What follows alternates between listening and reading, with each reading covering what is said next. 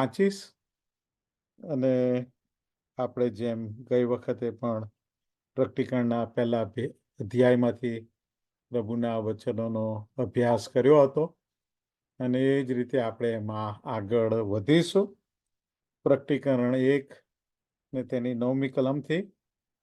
હું યોહાન તમારો ભાઈ અને વિપત્તિમાં તથા ઈસુના રાજ્ય તથા ધૈર્યમાં ભાગીદાર, દેવના વચનને લીધે તથા ઈસુની સાક્ષીને લીધે પાત્મસ નામે બેટમાં હતો. પ્રભુને દાડે હું આત્મામાં હતો ત્યારે મેં મારી આગળ પાછળ રણશિંગડાના અવાજ જેવી મોટી વાણી સાંભળી. તે કહેતી હતી કે તું જે જુએ છે તે પુસ્તકમાં લખ અને એફેસસમાં, સમરૂનમાં, પરગામનમાં, તુઆતીરામાં, સાર્દિસમાં, ફિલાદેલ્ફિયામાં તથા લાવોદિકિયાની જે 7 મંડળી છે તેઓના પર તે મોકલ. જે વાણી મારી સાથે બોલી તેને જોવાને હું પાછો ફર્યો અને ફર્યો ત્યારે મેં સોનાની 7 દીવી જોઈ. તે દીવીઓની વચમાં મનુષ્યના પુત્રના જેવા એકને મેં જોયો. તેણે પગની પાની સુધી પહોંચે એવો જબ્બો પહેરેલો હતો અને તેની છાતી પર સોનાનો પટ્ટો બાંધેલો હતો. તેનું માથું તથા કેસ ધોળા ઊનના જેવા બરફની માફક શ્વેત હતા અને તેની આંખો અગ્નિની જ્વાળા જેવી હતી. તેના પગ જાણે ભઠ્ઠીમાં શુદ્ધ થયેલા ચળકતા પિત્તળના જેવા હતા.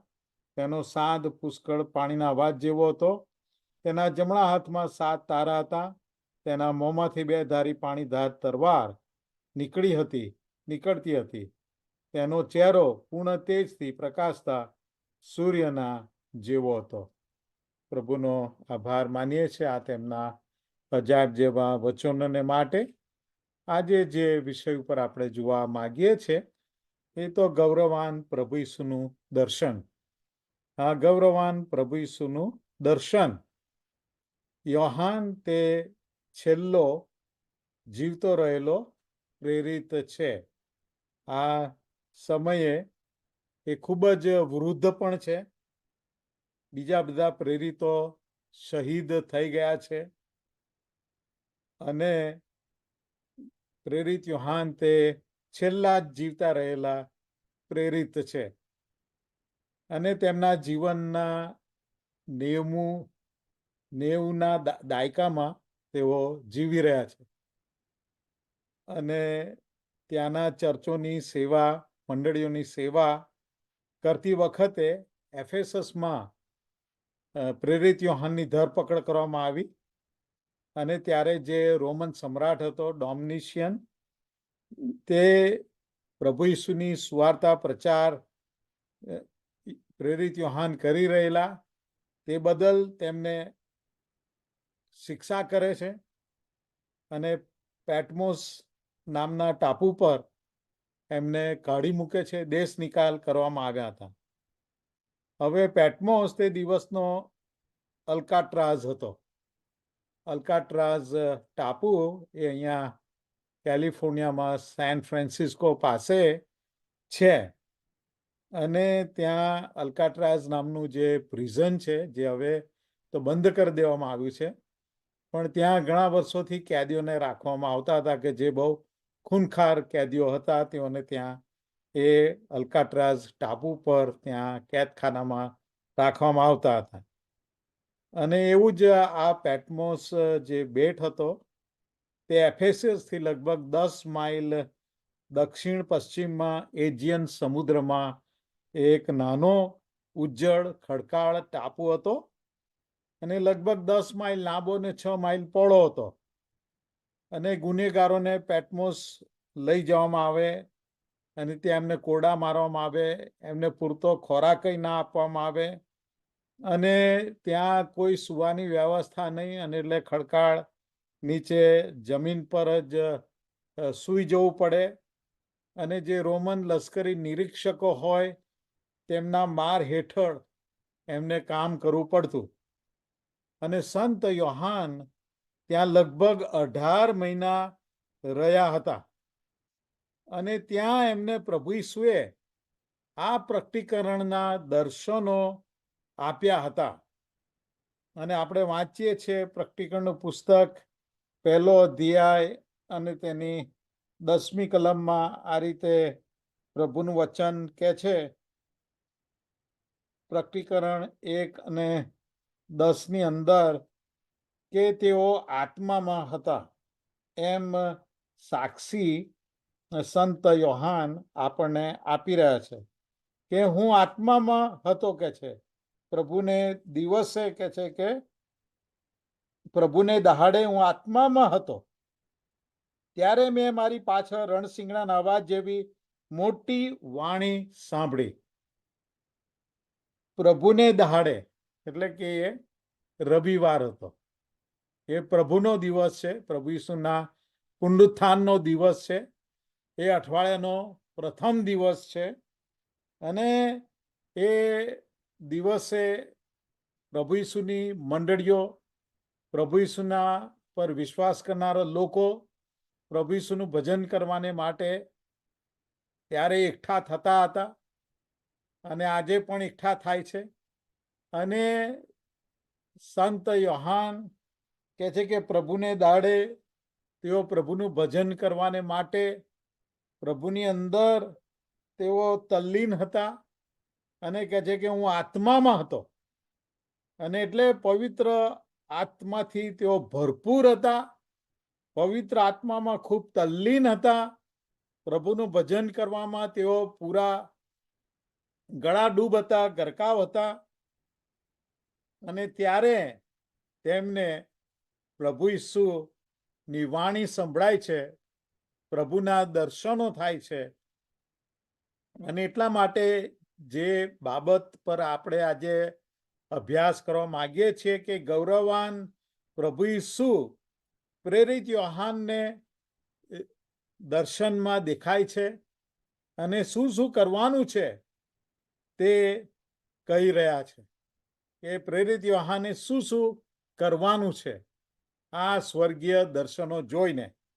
અને ત્યાં 11મી કલમ તે વાણી એટલે કે પ્રભુ ઈસુનો અવાજ તે કહેતી હતી કે તું જે જુએ છે તે પુસ્તકમાં લખ. તમે જો કે પ્રભુ ઈસુએ સંત યોહાનને આજ્ઞા કરી કે તું લખ કે છે. હા, જે હું તને બતાવું છું, જે તને દેખાડવામાં આવે છે એ તું બધું લખી લે, એવી આજ્ઞા સંત યોહાનને કરવામાં આવી. અને એફેસસમાં, સમરૂનમાં, પેર્ગામામાં, તુઆતેરામાં, સાર્દિસમાં, ફિલાડેલ્ફિયામાં તથા લાઓદિકિયામાં જે 7 મંડળી છે તેઓના ઉપર તે મોકલ. તમે જો કે પ્રકટીકરણનું પુસ્તક એ સંત યોહાનને જે દર્શનો પ્રભુ ઈસુએ દેખાડ્યા અને બતાવ્યા તો તે સર્વ લખીને બધા જ વિશ્વાસીઓ ઉપર, બધી જ મંડળીઓ ઉપર તે મોકલી આપવાની આજ્ઞા કરી. અને આ જે બધા સ્વર્ગીય દર્શનો પ્રભુ કહે છે હું તને આપું છું તે લખી લે. છેલ્લા દિવસોમાં પણ જે બધું બનવાનું છે એ વિશેના પણ દર્શનો છે અને તે તું લખી લે. અને સંત યોહાનને આ રીતે લગભગ 12 વખત લખી લેવા માટે કહેવામાં આવ્યું. જ્યારે જ્યારે પ્રેરિત યોહાનને દર્શન થયા ત્યારે તેમને લખવાનું એમ સૂચના આપવામાં આવી, એમ કહેવામાં આવ્યું અને 12 વખત એમને લખી લેવા માટે કહેવામાં આવ્યું. અને એશિયા માઇનોરની અંદર આ 7 મંડળીઓ હતી કે જેમના નામ આપણે વાંચ્યા અહીંયા, તેઓ પર લખીને મોકલવાનું કહેવામાં આવે છે. હવે આ 7 મંડળીઓ તે 7 સોનાની દિવ્યો તરીકે પણ આ જે ફકરો આપણે વાંચ્યો એમાં રજૂ કરવામાં આવે છે. અને આ પ્રકટીકરણના દર્શન લખીને મોકલવાના બધી મંડળીઓને એમ યોહાનને કહેવામાં આવ્યું. અને 19મી કલમ પ્રકટીકરણ 1 અને 19 તે જે જોયું છે અને જે છે અને હવે પછી જે થશે તે સર્વ લખ. હા, ત્યાં જે જોયું છે અને જે હાલ અત્યારે છે તને દર્શાવવામાં આવી રહ્યું છે, અને હવે પછી પણ જે થનાર છે એ બધું જ તારે લખવાનું છે, એમ પ્રભુ ઈસુ પ્રેરિત યોહાનને કહી રહ્યા છે. બીજી બાબત કે ગૌરવાન પ્રભુ ઈસુના દેખાવનું વર્ણન આપણે જોઈએ છીએ. હા, પ્રભુ ઈસુના દેખાવનું વર્ણન, આ ગૌરવાન પ્રભુ ઈસુના દેખાવનું વર્ણન આપણે આ કલમોમાં જોઈએ છીએ. હવે પ્રેરિત યોહાને તો પ્રભુ ઈસુને લગભગ 60 વર્ષ પહેલા આ પૃથ્વી ઉપર જોયા હતા, 60 વર્ષ પહેલા, અને હવે તેમને ગૌરવાન સ્વર્ગમાં ચડી ગયેલા એ પ્રભુ ઈસુના દર્શન થાય છે. તો એ કેટલું અદ્ભુત અને અજાયબ જેવું લાગતું હશે. હવે પૃથ્વી પર પ્રભુ ઈસુ હતા અને કેવા દેખાતા હતા તેના ચિત્રો ઘણા કલાકારોએ દોર્યા છે, પણ જે ગૌરવાન પ્રભુનો દેખાવ તેની સાથે સરખાવી શકાય એવા એ નથી. હા, પ્રેરિત યોહાનને પ્રભુ ઈસુ ને તેમના ગૌરવાન દેખાવમાં રાજાઓના રાજા અને પ્રભુઓના પ્રભુ તરીકે હવે જુએ છે. હા, પ્રેરિત યોહાન સમક્ષ ઉભેલા પ્રભુ ઈસુ એ તો હવે ન્યાયાધીશ છે, અને કોઈ પણ રીતે એ જે પેલું કોમળ હલવાન તરીકે આ પૃથ્વી પર આવેલા ઈશ્વરના દેવના હલવાન તરીકે એવો હવે દેખાવ બિલકુલ નથી, એ આપણે અહીંયા જોઈ શકીએ છીએ. હા, પ્રેરિત યોહાન ગૌરવાન પ્રભુના દેખાવના 7 લક્ષણોનું વર્ણન આપણી સમક્ષ કરે છે. બહુ અજાયબ જેવું છે કે પ્રેરિત યોહાન ગૌરવાન પ્રભુના દેખાવના 7 લક્ષણોનું વર્ણન આપણી સમક્ષ કરે છે. સૌથી પહેલું કે ગૌરવાન પ્રભુનો પહેરવેશ. હા, ગૌરવાન પ્રભુ ઈસુનો પહેરવેશ, ત્યાં આપણે 13મી કલમમાં એના વિશે વાંચીએ છીએ. પ્રકટીકરણ 1 અને 13ની અંદર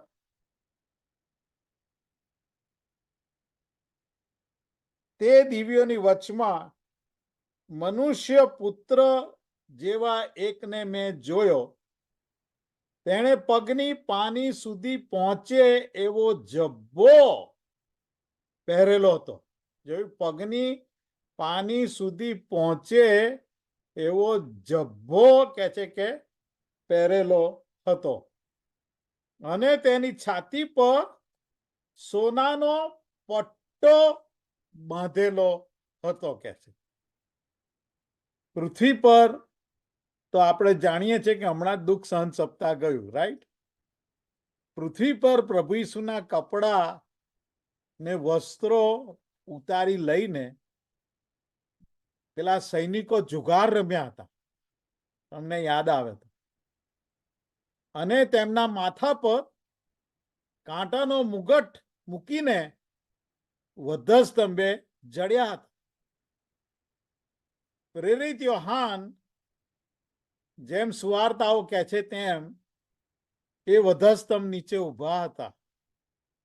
હા, બીજા શિષ્યો તો બધા નાસી ગયેલા, પણ પ્રેરિત યોહાન તો પ્રભુ ઈસુની પાછળ એ પિલાતના દરબારમાં ગયા હતા, અને પ્રભુ ઈસુની પાછળ જ્યારે પ્રભુ ઈસુ વધસ્તંભ ઉંચકીને ચાલતા હતા, અને પ્રભુ ઈસુને સૌ પ્રથમ તો પેલા પ્રમુખ યાજકના ત્યાં લઈ જવામાં આવ્યા, ત્યારે પણ એ ત્યાં ગયા હતા એમ સુવાર્તાઓ કહે છે, પ્રભુની પાછળ. અને જ્યારે હેરોદના દરબારમાં બી લઈ ગયા ત્યારે પણ પ્રેરિત યોહાન ગયા હતા, અને પ્રેરિત યોહાન વધસ્તંભ નીચે ઊભા હતા, અને વધસ્તંભ નીચે ઈસુની માં મરિયમ, હા, એમનું હૃદય તો બહુ ચિરાઈ ગયું હશે આ પરિસ્થિતિમાં, પણ ત્યાં પણ સંત યોહાન તે માતા મરિયમ સાથે એ વધસ્તંભ નીચે ત્યાં ઊભા હતા, અને પ્રભુ ઈસુને લોહી લુહાણ હાલતમાં જોયેલા. પણ હવે પ્રભુ ઈસુ લોહી લુહાણ દેખાતા નહોતા, પણ હવે તો રાજાઓના રાજા અને પ્રભુઓના પ્રભુ તરીકે જુએ છે. Hallelujah, praise the lord. કેટલું અજાયબ જેવું. અને જેમ પ્રકટીકરણ 1 અને 13 કહે છે કે પ્રભુના પગની પાની સુધી પહોંચે તેવો જબ્બો પહેરેલો છે, કે તેવો જબ્બો પહેરેલો છે.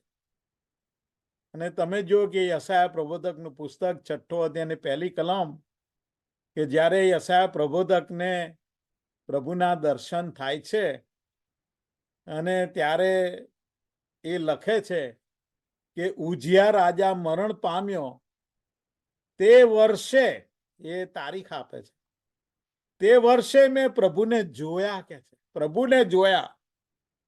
તે ઉચ્ચ તથા ઉન્નત રાજ્યાસન પર બેઠેલા હતા, તેમના જામાની ઝાડથી મંદિર, કે છે કે જામાની ચાળથી, કે છે મંદિર ભરાઈ ગયું, કે છે હા, આખું મંદિર, કે છે ભરાઈ ગયું. અને એટલે એ પ્રભુનો જબ્બો એ કેટલો બધો અદ્ભુત હતો, એનો ખ્યાલ આપણને પૂરેપૂરો તો નથી આવતો, પણ થોડો ખ્યાલ આપણને આવી શકે છે. કે છે તેમના જામાની ચાળથી મંદિર ભરાઈ ગયું. અને પ્રકટીકરણ 1 અને 13 કહે છે કે તેમની છાતી પર સોનાનો પટ્ટો હતો, કે છે સોનાનો પટ્ટો એમની છાતી પર બાંધેલો હતો. અને આ સોનાનો પટ્ટો એ તો પ્રભુના ન્યાયપણા વિશે બોલે છે, કે પ્રભુ બહુ જ ન્યાયી હતા. યશાયા 11 ને 5, યશાયા પ્રબોધકનું પુસ્તક 11મો અધ્યાય અને 5મી કલમ, ન્યાયપણું તેનો કમર પટ્ટો ને વિશ્વાસુપણું તેનો કમર બંધ થશે. આ ન્યાયપણું એકચ્યુઅલી એમનો છાતી પટ્ટો છે, ને વિશ્વાસુપણું તેનો કમર બંધ થશે. અને આપણે જાણીએ છીએ યોહાનની સુવાર્તાના 13મા અધ્યાયમાં તેની 4થી ને 5મી કલમમાં કે યોહાનના 13મા અધ્યાયમાં તો પ્રભુએ પોતાની કમરે શું બાંધેલું? પ્રભુએ પોતાની કમરે રૂમાલ બાંધ્યો હતો ને બાંધીને શિષ્યોના પગ ધોયા હતા. હા, સેવામાં ખૂબ જ વિશ્વાસુ હતા પ્રભુ, કે એમણે પ્રભુ થઈને શિષ્યોના પગ ધોયા હતા. હા, એમની કમરે રૂમાલ બાંધીને, એ વિશ્વાસુપણું એમનો કમર બંધ છે, અને પોતાની સેવામાં પુષ્કળ વિશ્વાસુ, ને એમણે શિષ્યોના પગ ધોયા હતા. આજથી ઘણા વર્ષો પહેલા જ્યારે વલસાડની અંદર ત્યાં ચર્ચ છે, મોટું ચર્ચ છે, અને ત્યાં દુઃખ સહન સપ્તાહની સભાઓમાં મને આખું અઠવાડિયું વચનની સેવા આપવા માટે આમંત્રણ આપવામાં આવેલું, ને હું વક્તા તરીકે ગયો હતો. અને ત્યાં એ ચર્ચમાં પગ ધોવાની એ ક્રિયા એ લોકો એ દુઃખ સહન સપ્તાહમાં કરે છે. અને લગભગ ગુરુવારની રાત્રે એ પગ ધોવાની ક્રિયા ત્યાં કરવામાં આવે છે, અને ત્યાં તો પુષ્કળ લોકો છે. અને 3 વડીલો ત્યાં મોટા પાણીના તગારા લઈને બેઠા હતા અને લોકોના પગો ધોવે. 3 લાંબી લાઈનો લાગેલી અને એમના પગ, લોકોના પગ ધોવે અને પછી પગ લૂછનારા પાછા બીજા લોકો હતા કે જેમની પાસે જાય ત્યાંથી, એટલે એમના પગ લૂછવામાં આવે. અને હું ત્યાં ઊભો આ જોતો હતો. પછી એ લોકોએ મને, મેં એ લોકોને કહ્યું કે હું તો કદી આવી ક્રિયા મેં જોઈ નથી ને સામેલ થયો નથી, તો મને થોડીક તક આપો. મેં કીધું કે હું પણ ત્યાં એક પાણીના તગારા પાસે બેસીને લોકોના પગ ધોઈ શકું. અને એટલે પછી એક ભાઈ ઊભા થઈ ગયા અને મને બેસવાની જગ્યા આપી ત્યાં, ને મેં લોકોના પગ ધોવાની શરૂઆત કરી. અને ત્યારબાદ એવું થયું કે જે પેલી 3 લાઈનો હતી એ બધી એક જ લાઈન થઈ ગઈ, બધી મારી આગળ, કે ભાઈ પાળક સાહેબ પગ ધોવે છે એટલે આપણે એમની પાસે ધોવડાવીએ, તો એ બહુ સારું કહેવાય. કે અને તમે જુઓ કે પ્રભુ થઈને શિષ્યોના પગ ધોયા હતા. અને એ કેટલું અજાયબ જેવું કે પોતાની કમરે રૂમાલ બાંધીને શિષ્યોના પગ ધોયા હતા. અને ખરેખર બહુ અજાયબ જેવું. બીજી બાબત કે પ્રભુનું માથું અને માથાના વાળનું વર્ણન આપણી આગળ કરવામાં આવ્યું છે. ત્યાં પ્રકટીકરણનો 1 અધ્યાય ને 14મી કલમ કે છે કે તેમનું માથું તથા કેસ એટલે વાળ ધોળા ઊનના જેવા બરફની માફક શ્વેત હતા. કે છે કેવું ગજબનું કે જે તેમનું માથું તથા કેસ એટલે કે વાળ ધોળા ઊનના જેવા બરફની માફક શ્વેત હતા. તમે જુઓ કે આ સંપૂર્ણ પવિત્રતાનું પ્રતીક છે. પ્રભુના સફેદ વાળ એ વૃદ્ધાવસ્થા નું સૂચક નથી, એ વૃદ્ધ જ નથી બિલકુલ. ત્યાં સ્વર્ગમાં વૃદ્ધાવસ્થા જેવું કઈ છે જ નહીં. પ્રભુના સફેદ વાળ એ વૃદ્ધાવસ્થાનું સૂચક નથી, પણ સંપૂર્ણ પવિત્રતાનું સૂચક છે, પ્રતીક છે. અને તમે જો કે એબ્સોલ્યુટ હોલીનેસ, સંપૂર્ણપણે તેઓ પવિત્ર પવિત્ર પવિત્ર પ્રભુ છે, એનું એ પ્રતીક છે.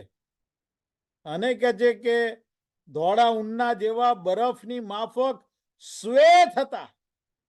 શ્વેત, બરફના જેવા શ્વેત. અને બરફ તો ઘણીવાર પારદર્શક હોય, શ્વેત અને પારદર્શક એટલે કે તેઓ ચોખ્ખો ન્યાય કરે છે, બહુ પવિત્ર ન્યાય કરે છે.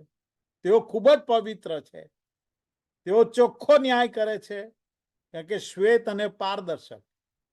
ભેળસેળ ન્યાય નહીં, શુદ્ધ ન્યાય કરે છે. આજકાલના ન્યાયાધીશો તો બધો ભેળસેળ ન્યાય કરતા હોય છે, ચોખ્ખો ન્યાય કરતા નથી હોતા. પારદર્શક ન્યાય કરતા નથી હોતા. કશુંક તો કંઈક કોઈ જગ્યાએ સંતાડેલું હોય છે કે જે એ લોકો રિવીલ કરતા નથી હોતા. અને આપણે વાંચીએ છીએ દાનિયેલનું પુસ્તક, તેનો 7મો અધ્યાય 9 થી 10 કલમ. દાનિયેલ 7, 9 થી 10. હું જોયા કરતો હતો એટલામાં રાજ્યાસનો ગોઠવવામાં આવ્યા, ને એક વયોવૃદ્ધ પુરુષ બિરાજમાન થયો. તેનો પોશાક બરફના જેવો શ્વેત, ને તેના માથાના વાળ ચોખ્ખા ઊનના જેવા હતા. તમે જો કે એક વયોવૃદ્ધ પુરુષ બિરાજમાન થયો, એવું દાનિયેલ પ્રબોધક એમના દર્શનમાં જોઈ શકે છે, સ્વર્ગીય દર્શનોમાં. અને આ તો ઈશ્વર પિતાના દર્શન છે. હા, ઈશ્વર પિતા ઈશ્વર બાપનું દર્શન છે. અને જેમ કહ્યું તેમ કે તેઓનો પોશાક બરફના જેવો શ્વેત અને માથાના વાળ ચોખ્ખા ઊનના જેવા હતા. ને તેનું રાજ્યાસન અગ્નિની જ્વાળારૂપ હતું. તમે જો કે ઈશ્વરનું રાજ્યાસન અગ્નિની જ્વાળાઓથી ભરેલું છે. ત્યાં પુષ્કળ અગ્નિ છે. કારણ કે ઈશ્વર બહુ જ ખૂબ જ પવિત્ર છે. એ પવિત્ર અગ્નિ છે. ત્યાં તેનું રાજ્યાસન અગ્નિની જ્વાળારૂપ હતું ને તેના પૈડા ધગધગતા અંગારારૂપ હતા. અમે જો કે એ રાજ્યાસનને પૈડા છે અને ધગધગતા અંગારો રૂપ હતા. અને અગ્નિની જ્વાળાઓ તેની આગળથી એટલે કે ઈશ્વરની આગળથી નીકળીને ધસી જતી હતી. સમજે કેટલી બધી આગ છે કે અગ્નિની જ્વાળાઓ ત્યાં રાજ્યાસન આગળથી કેટલેય દૂર સુધી ધસી આવે છે. હા, હિબ્રુ 12:29 કેમ આવું છે? આ કારણ કે હિબ્રુ 12:29 કહે છે કે આપણો દેવ ભસ્મ કરી નાખનાર અગ્નિ છે. હા, આપણા ઈશ્વર એ તો ભસ્મ કરી નાખનાર અગ્નિ છે. એટલા બધા પવિત્ર છે કે પવિત્રતાનો અગ્નિ છે કે એમની હાજરીમાં કશું અશુદ્ધ એ તો ભસ્મ જ થઈ જાય. એ પવિત્ર જ હોવું જોઈએ તો જ એ ભસ્મ ના થાય. હા, પુષ્કળ પવિત્રતા છે. આપણો દેહ ભસ્મ કરી નાખનાર અગ્નિ છે. હા, તેનું રાજ્યાસન અગ્નિની જ્વાળારૂપ હતું ને તેના પૈડા ધગધગતા અંગારારૂપ હતા. અગ્નિની જ્વાળા તેની આગળથી નીકળીને ધસી જતી હતી. વાવ, પ્રેઝ ધ લોર્ડ.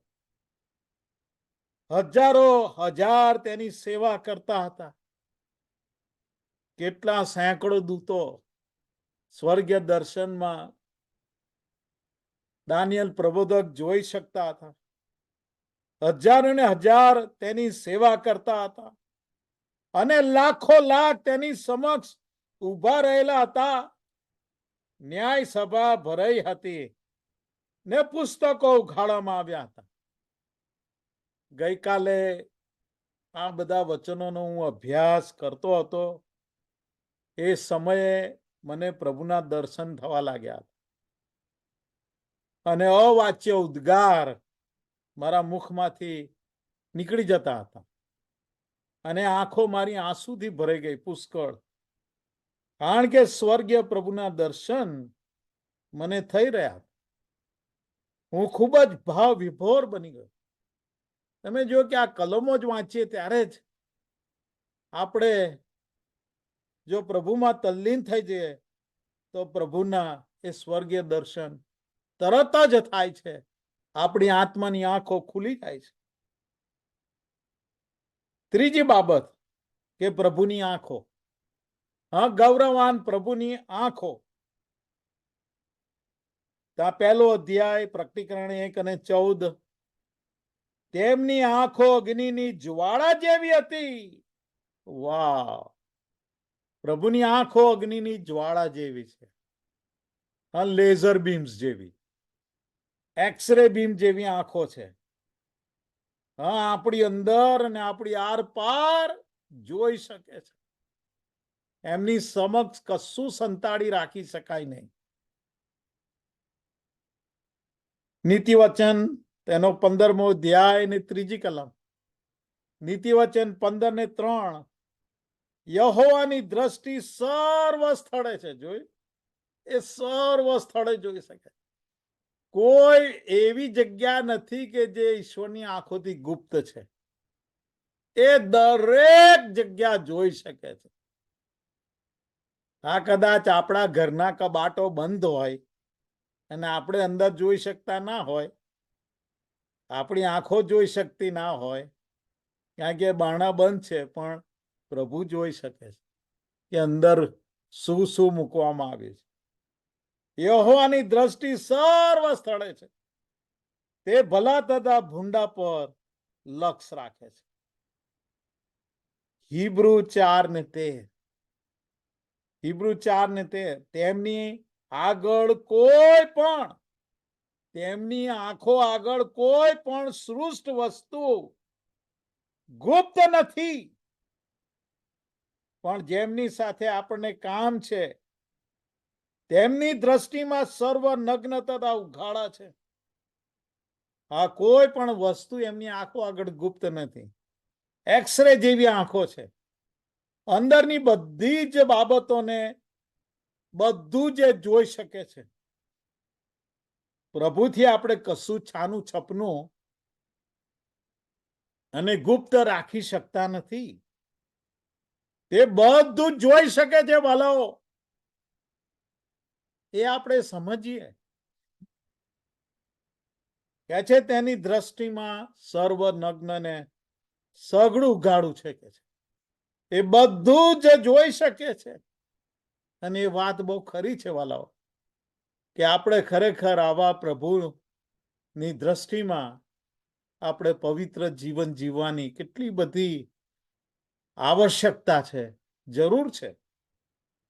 યોહાન 1:48. યોહાનની સુવાર્તા 1 અધ્યાય 48મી કલમ. નાથાનિયેલ તેમને કે છે, નાથાનિયેલ ઈસુને કે છે, તમે મને ક્યાંથી ઓળખો છો? નાથાનિયેલ કે હું પ્રભુ ઈસુને કદી મળ્યો નથી અને એ મારા વિશે બધું જ જાણે છે કે. હા, પ્રભુ નાથાનિયેલ વિશે બધું જ જાણતા હતા. અને એ આશ્ચર્યથી પૂછે છે કે તમે મને ક્યાંથી ઓળખો છો? ઈસુએ તેને ઉત્તર આપ્યો, ફિલિપે તને બોલાવ્યો ત્યાર પહેલા. જોયું? તને મારી પાસે બોલાવ્યો એ પહેલેથી જ હું તને ઓળખું છું, એમ કે છે. તું અંજીરી નીચે હતો ત્યારે મેં તને જોયો.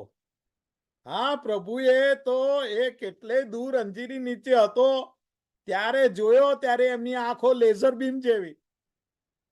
અને નાથાનિયેલ વિશે એ બધું જ જાણતા હતા. કેટલું બધું અદ્ભુત. હા, એ બધું જ જોઈ શકે છે મારા ને તમારા જીવન વિશે અને જાણી શકે છે. કશું આપણે પ્રભુથી સંતાડી શકતા નથી. હા, બીજાઓથી કદાચ આપણે સંતાડીએ, પણ પ્રભુથી તો સંતાડી શકાય એવું જ નથી. ત્યાં યોહાનની સુવાર્તા 4 અધ્યાય 29મી કલમ. યોહાન 4:29. તમે જો કે નાથાનિયેલની જેમ જ આ બીજી વ્યક્તિ પણ એવું કહે છે.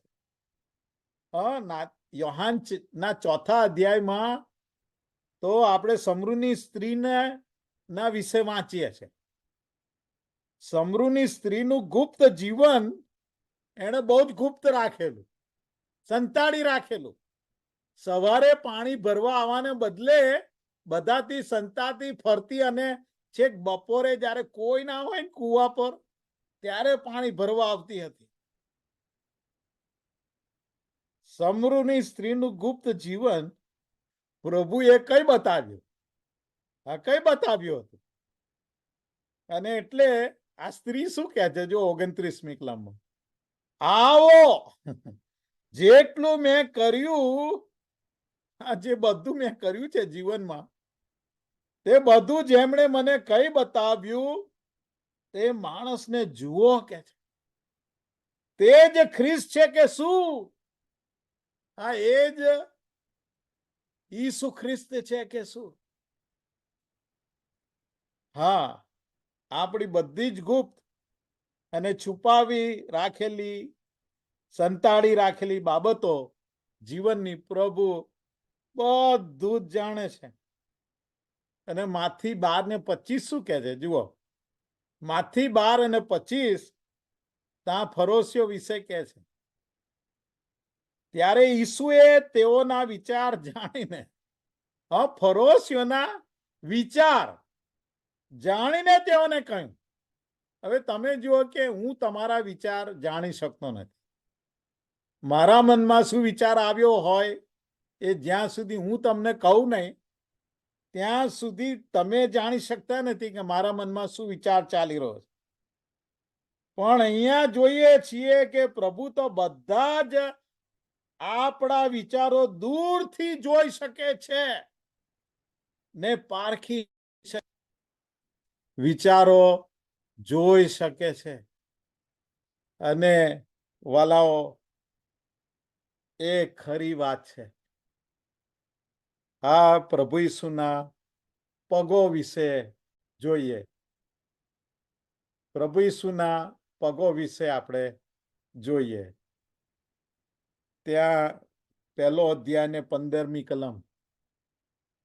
તેમના પગ જાણે ભઠ્ઠીમાં શુદ્ધ થયેલા ચળકતા પિત્તળના જેવા હતા કે છે. હા, તેમના પગ જાણે ભઠ્ઠીમાં શુદ્ધ થયેલા ચળકતા પિત્તળના જેવા હતા કે છે. ભઠ્ઠીમાંથી નીકળતું પિત્તળ એના જેવા ચળકતા પિત્તળના જેવા હતા. હવે બાઇબલમાં પિત્તળ તે ઈશ્વરના ન્યાય શાસન વિશે બોલે છે. બાઇબલમાં પિત્તળ તે ઈશ્વરના ન્યાય શાસન વિશે બોલે છે. પ્રભુ ઈસુના પિત્તળના પગ આપણને શું સૂચવે છે? તો આપણે વાંચીએ 1 કોરિન્થી તેનો 15મો અધ્યાય અને તેની 25 થી 27મી કલમ.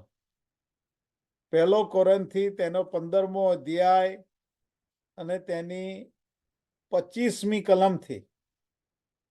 કેમ કે તે પોતાના સર્વ શત્રુઓને પગ તળે નહીં દાબે. શું કહે છે?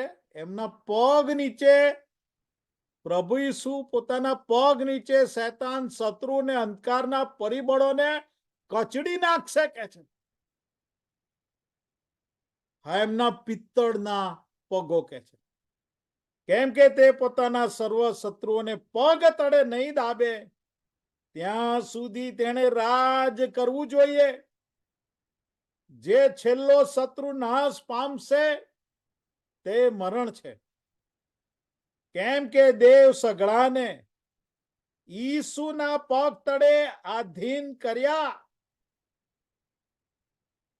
પણ જ્યારે તેણે કહ્યું કે સઘળાને આધીન કરવામાં આવ્યા છે ત્યારે સઘળાને સ્વાધીન કરનાર નિરાળો છે તે સ્પષ્ટ દેખાય છે.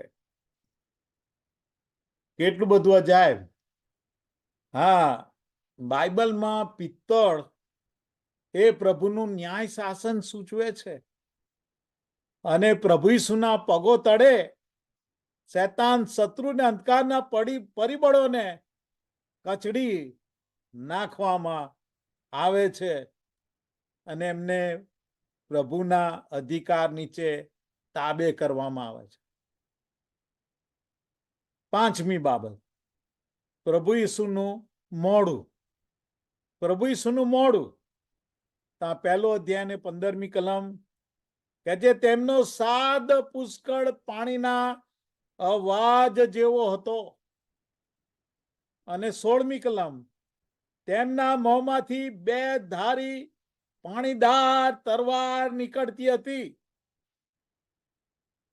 પ્રેરિત યોહાને પ્રભુ ઈસુને બોલતા તો સેંકડો વાર સાંભળ્યા હતા. ખરી વાત? કારણ કે પ્રેરિત યોહાન પ્રભુ ઈસુના 12 શિષ્યોમાંના એક શિષ્ય હતા અને પ્રભુની બહુ નજીક રહેનારા એવા એ શિષ્ય હતા. અને એટલે પ્રભુ ઈસુને બોલતા એમણે સેંકડો વાર સાંભળ્યા હતા. આ લુકની સુવાર્તાનો 5મો અધ્યાય ને તેની 10મી કલમમાં જ્યારે પ્રભુએ તેમને વ્યક્તિગત તરીકે બોલાવ્યા, વ્યક્તિગત અવાજમાં એમને સંબોધ્યા પ્રેરિત યોહાનને અને શિષ્યોને તેડ્યા.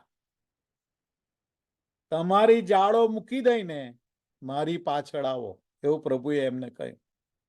હા, તમારી જાળો મૂકી દઈને મારી પાછળ આવો. અને ત્યારે પ્રભુનો હાથ કદાચ સંત યોહાનના ખભા ઉપર હશે અને કહ્યું હશે કે તારી જાળો મૂકી દઈને તું મારી પાછળ આવ અને હું તને માણસોનો પકડનાર કરીશ. ત્યારે એ જે વ્યક્તિગત ધીરો મીઠો કોમળ અવાજ કેવો અજાયબ જેવો હશે. હા, બહુ અદભુત હશે. અને આપણે વાંચીએ છીએ માથીની સુવાર્તા 14મો અધ્યાય તેની 13 થી 21મી કલમની અંદર કે પ્રભુ ઈસુ એક મોટા સમુદાય આગળ છે. એમાં તો 5000 તો ફક્ત માણસો જ હતા, પુરુષો હતા, સ્ત્રીઓને બાળકોને ગણવામાં નહોતા આવ્યા. ત્યારે એટલા મોટા સમુદાયની આગળ પ્રભુ ઈસુ એ મોટા લોકોના સમુદાયને સંબોધતા હતા અને શિક્ષણ આપી રહ્યા હતા. ત્યારે તો કોઈ માઇક સિસ્ટમ કે એવું કંઈ હતું નહીં, પીએ સિસ્ટમ. અને ત્યારનો એમનો જે અવાજ હશે પ્રભુનો, આટલા મોટા સમુદાયને તેઓ સંબોધતા હતા અને શિક્ષણ આપતા હતા અને પ્રચાર કરતા હતા. ત્યારે એમનો અવાજ કેવો હશે, બહુ ગજબ અવાજ હશે. એની આપણે કલ્પના કરી શકીએ એમ નથી. અને ત્યારબાદ આપણે જોઈએ છીએ કે યોહાનની સુવાર્તા 11મો અધ્યાય ને 43મી કલમ, યોહાન 11:43, કે જ્યારે ઈસુ લાજરસની કબર આગળ ઉભા છે, ત્યાંય પુષ્કળ લોકો છે અને લાજરસ તો મરણ પામેલો છે. 4 દિવસથી એને કબરમાં દફનાવવામાં આવ્યો હતો. અને જ્યારે પ્રભુ ઈસુએ એ લાજરસની કબર આગળ ઉભા રહીને બૂમ પાડી, એમ બાઇબલ કહે છે, હી શાઉટેડ, એમ અંગ્રેજી બાઇબલ કહે છે. હા, બૂમ પાડી. સંત યોહાને ચોક્કસ સાંભળી હશે આ બૂમ. અને કહ્યું હતું કે લાજરસ, લાજરસ બહાર આવ. હા, લાજરસ બહાર આવ, બૂમ પાડીને કહ્યું. તો ત્યારે પ્રભુનો અવાજ, એ બૂમ પાડવાનો અવાજ સંત યોહાને ચોક્કસ સાંભળ્યો હતો. પણ વાલાઓ, અહીંયા બાઇબલ આપણને એમ કહે છે કે ગૌરવાન પ્રભુ ઈસુ નો જે સાદ છે, અવાજ છે, તે તેમનો સાદ કે જે પુષ્કળ પાણીના અવાજ જેવો હતો. હા, કદાચ તમે નાયગ્રા ફોલ્સ ગયા હો. હા, હું પણ ઘણા વર્ષ પહેલા ગયેલો. અને નાયગ્રા ફોલ્સના ધોધ આગળ પાસે જઈને ઉભા રહીએ છીએ, ત્યાં ઉપરથી આપણે જોઈએ છીએ કે પાણી ધસમસતું આવીને નીચે પડે છે. તો એવા ઘૂઘવાતા પાણીના જેવો અવાજ, હા, કે જે પુષ્કળ પાણીના અવાજ જેવો એમનો બહુ જ ઘેરો અવાજ, બુલંદ અવાજ, કેટલું અજાયબ જેવું. હા, પ્રભુઓનો પ્રભુ અને રાજાઓના રાજા તરીકેનો પ્રભુનો અવાજ ખૂબ ઘેરો અને બુલંદ અવાજ છે. આ સ્વર્ગીય અવાજમાં પુષ્કળ અધિકાર છે. આ અવાજમાં પુષ્કળ સામર્થ્ય છે અને પુષ્કળ પરાક્રમ છે, એમ બાઇબલ આપણને કહેવા માંગે છે. અને 16મી કલમમાં કહે છે, તેમના મોંમાંથી 2 ધારી પાણીદાર તરવાર નીકળતી હતી. આ પ્રભુ ઈસુના મોંમાંથી 2 ધારી પાણીદાર તરવાર નીકળતી હતી. ઈશ્વરના વચનો જે દ્વારા તે દેશોનો, પ્રજાઓનો ન્યાય કરે છે.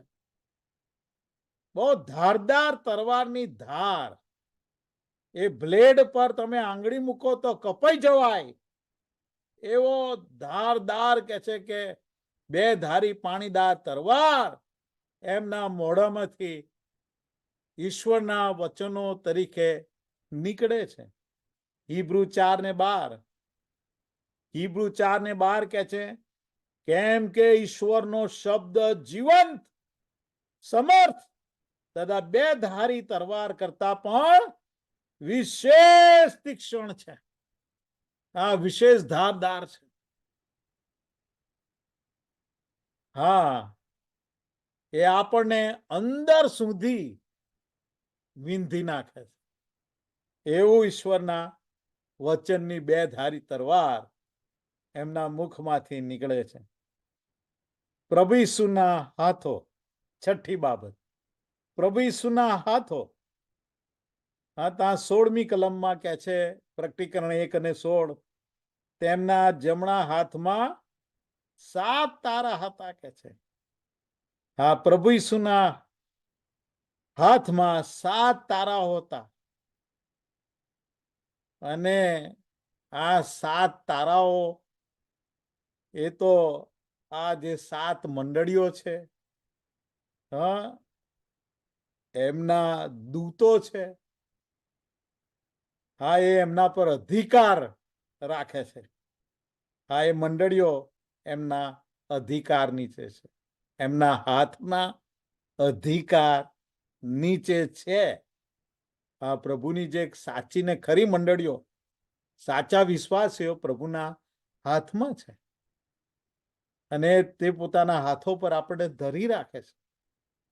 આ બાઇબલ એમ પણ કહે છે કે પ્રભુએ આપણને તેમના હાથો પર કોતરી રાખ્યા છે અને આપણા એમના હાથોમાં આપણને ધરી રાખે છે. 7મી બાબત અને છેલ્લી બાબત કે પ્રભુ ઈસુનો ચહેરો. પ્રભુ ઈસુનો ચહેરો 16મી કલમમાં, તેમનો ચહેરો પૂર્ણ તેજથી પ્રકાશતા સૂર્યના જેવો હતો. હા, પૂર્ણ તેજથી પ્રકાશતા સૂર્યના જેવો હતો. હા, આપણે સૂર્ય સામે નરી આંખે જોઈ શકતા નથી, નહીં તો આપણી આંખોને નુકસાન થઈ જાય. હા, આપણે જોવા કોશિશ કરીએ ત્યારે આપણી આંખો એકદમ મીચાઈ જાય છે, બંધ થઈ જાય છે, એટલો બધો સૂર્યનો પ્રકાશ હોય છે. તો એના કરતા પણ વિશેષ પ્રકાશિત અને પ્રકાશમાન પૂર્ણ તેજથી પ્રકાશતો એવો પ્રભુનો ચહેરો છે કે છે. અને આપણે જાણીએ છીએ કે સંત યોહાને પ્રભુનો આવો ચહેરો એ રૂપાંતરના પહાડ ઉપર જોયો હતો. યાદ આવે કે એ રૂપાંતરના પહાડ ઉપર પ્રભુ ઈસુ, પિતર, યોહાન, યાકૂબ, 3 એમના જે ખૂબ જ નજીકના શિષ્યો હતા, એમને લઈને એ રૂપાંતરના પહાડ પર ગયા હતા અને ત્યાં એમનું રૂપાંતર થવા લાગ્યું. એ સ્વર્ગીય એમના દેખાવમાં, એમના ગૌરવાન મહિમાવાન દેખાવમાં, ત્યારે એમનો ચહેરો પૂર્ણ તેજથી પ્રકાશતો હતો. પૂરેપૂરો રૂપાંતરિત એમનો દેખાવ એ ત્યારે સંત યોહાને જોયો હતો અને એને યાદ આવ્યું હશે. અને પ્રકટીકરણ 1:17-18 આ રીતે કહે છે. પ્રકટીકરણ 1:17-18,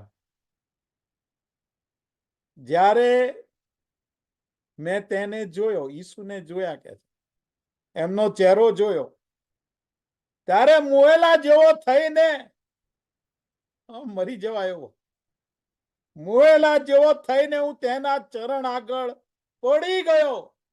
ને આ વાત બહુ સાચી છે. ગઈકાલે સાંજે મને પ્રભુના દર્શન થતા હતા, ત્યારે મારી આંખોમાંથી ચોધાર આંસુ વહેતા હતા, કારણ કે સહન નથી થતું એમનું દર્શન. અને કે છે કે હું તેના ચરણ આગળ પડી ગયો. પછી તેણે એટલે કે ઈસુએ પોતાનો જમણો હાથ મારા પર મૂકીને કહ્યું કે બીમાં પ્રથમ તથા છેલ્લો હું છું. બીમાં તમે જો કે આ જગ્યાએ પ્રભુ ઈસુએ યોહાનને 3 કારણોસર બીવાની કે ગભરાવાની ના પાડી. હા કે છે બીમાં કે છે ગભરાઈશ નહીં કે છે. કેમ? કારણ કે પ્રથમ તથા છેલ્લો હું છું. આઈ એમ. હું છું એટલે કે હું ઈશ્વર છું. ગભરાઈશ નહીં કે છે. હું અનંતકાળિક ઈશ્વર છું. હું પ્રથમ તથા છેલ્લો હું છું. 18મી કલમમાં કહ્યું કે તું ગભરાઈશ નહીં કે છે, બીશ નહીં કે છે. હું જીવંત છું કે છે. હું જીવંત છું. હા, હું મૂવો પણ હતો, પણ જુઓ સદાકાળ જીવતો છું. એટલે કે હું પુનરુત્થાન પામેલો ખ્રિસ્ત છું. હા, હું જીવંત છું. જુઓ સદાકાળ જીવતો છું અને હું પુનરુત્થાન પામેલો ખ્રિસ્ત છું.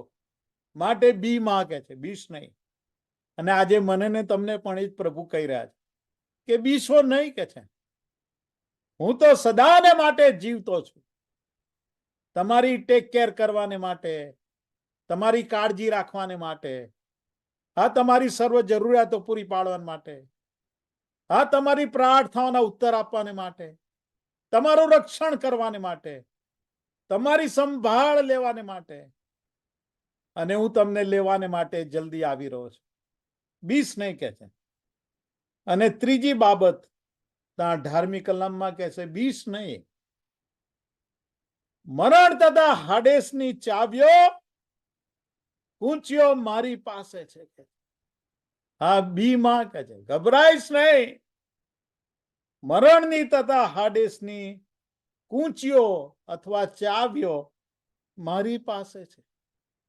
અને એટલે આપણે મરણથી પણ બીવાની જરૂર નથી. કારણ કે એની ચાવીઓ પ્રભુના હાથમાં છે. મારું ને તમારું પુનરુત્થાન એ સચોટ છે, ચોક્કસ છે. જો પ્રભુ ઈસુમાં આપણે વિશ્વાસ કર્યો છે, પાપનો પસ્તાવો કર્યો છે, પ્રભુ ઈસુનો અંગીકાર કર્યો છે, પ્રભુ ઈસુમાં આપણે નવો જન્મ પામ્યા છીએ, તારણ પામ્યા છીએ, તો હવે આપણે બીવાની જરૂર નથી. કારણ કે મરણ તથા હાડેસની કૂંચીઓ પ્રભુની પાસે છે. અને હું ને તમે આપણે પ્રભુ પાસે જઈ રહ્યા છીએ. આપણું કાયમનું નિવાસ સ્થાન, આપણું અનંત જીવન એ પ્રભુના હાથોમાં સલામત છે. Hallelujah, praise the lord. આવો આપણે પ્રાર્થના કરીએ. આપણી આંખો બંધ કરીએ. વલાઓ આપણા મસ્તકો નમાવીએ. આજે આપણે ગૌરવાન પ્રભુ ઈસુના દર્શન નો અભ્યાસ કર્યો છે. અને પ્રભુ કેવા અદ્ભુત અને અજાયબ જેવા દેખાય છે, એમના દેખાવ વિશે આપણે 7 બાબતો શીખી ગયા છે. કેવું ગજબ! હા, એમનો પહેરવેશ, પ્રભુના નું માથું ને એમના વાળ, પ્રભુની આંખો, પ્રભુના પગ, પ્રભુનું મોઢું, પ્રભુના હાથ અને પ્રભુનો ચહેરો. અને પ્રભુ આપણને કહી રહ્યા છે કે બીસમાં ગભરાઈશ નહીં. કારણ કે પ્રથમ તથા છેલ્લો હું છું. આવો આપણે પ્રાર્થના કરીએ આપણા હૃદયોમાં. અને વાલાઓ, આવા ગૌરવાન પ્રભુને ફરીથી તમારું જીવન સમર્પણ કરો. અને પ્રભુને કહીએ કે પ્રભુ તારું આવું ઘણું પાસે છે, તું મને લેવાને માટે આવી રહ્યો છે. અને પ્રભુ તમે મને ગભરાવાનું નહીં, બીવાનું નહીં. તમે મારા જીવનને તમારા જમણા હાથે ધરી રાખ્યું છે, પકડી રાખ્યું છે. માટે ફરીથી તમારા હાથોમાં મારા જીવનનું સમર્પણ કરું છું. તમારા લોહીથી મને સતત ધોતા રહો અને પ્રભુ તમારા લોહીથી મને ઢાંકેલો રાખો.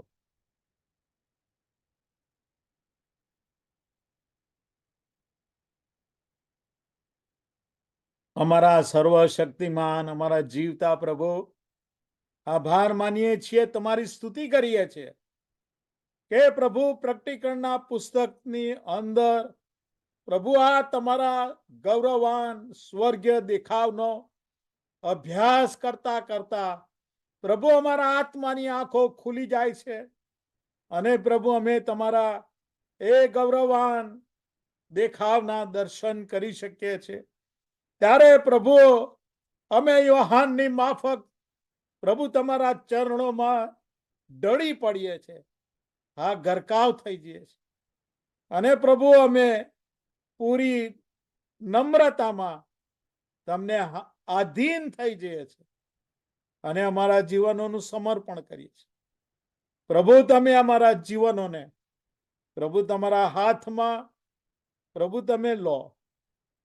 અને જ્યારે આ છેલ્લા દિવસો છે, દુનિયા દિવસે દિવસે ભયંકર રીતે ભૂંડાઈ ને દુષ્ટતા તરફ વધી રહી છે, ત્યારે પ્રભુ અમે અમારા જીવનો તમારા હાથમાં સોંપીએ છીએ. હા, જે પવિત્ર અને પુષ્કળ અગ્નિથી ભરપૂર, કે જેની આગળથી અગ્નિ ધસી આવે છે, એવા ઈશ્વર સમક્ષ એની અગ્નિ રૂપી હાજરીમાં ઉભા રહેવાને માટે અમે પવિત્ર આત્માના અગ્નિથી ભરપૂર થઈએ. પવિત્ર આત્માના અગ્નિથી અમે તરબોળ થઈએ અને પવિત્ર આત્માના અગ્નિની દોરવણીમાં અમારા જીવનો જીવીએ. માટે અમારી સહાય કરો. ફરીને એક વખત પ્રભુ અમે બધા તમારા હાથોમાં સોંપાય છે. હોસાના પ્રેયર લાઈન અને અમારી સાથે જોડાયેલા બધા વાલાઓને અને તેમના કુટુંબોને તમારો આશીર્વાદ આપજો. ઈસુને નામે માગીએ છીએ, આમેન.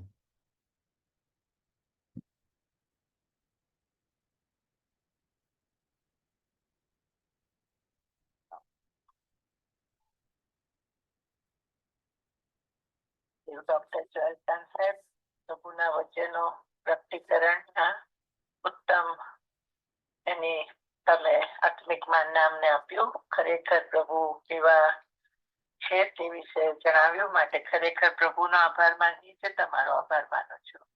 અને હવે